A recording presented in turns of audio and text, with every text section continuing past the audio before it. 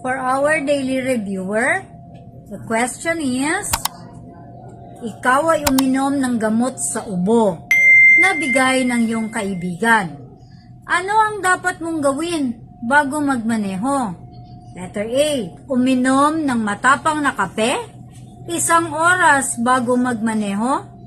Letter B, suriin ang tatak ng gamot at alamin kung ito ay makakaapekto sa pagmamaneho. Or letter C, magmaneho ng sandali at alamin kung nakakaapekto ba ang gamot na ito sa pagmamaneho. Okay, bago ang sagot, shoutout po muna tayo kay Dante Arco Malingin ng Saudi Arabia. Ang sagot po, syempre, letter B. Titingnan natin, susuriin natin yung tatak ng gamot. Kung meron ba doong component na magpapaantok sa atin bago natin inumin. Meron naman po kasing mga gamot sa ubo na non-drowsy or hindi tayo patutulugin.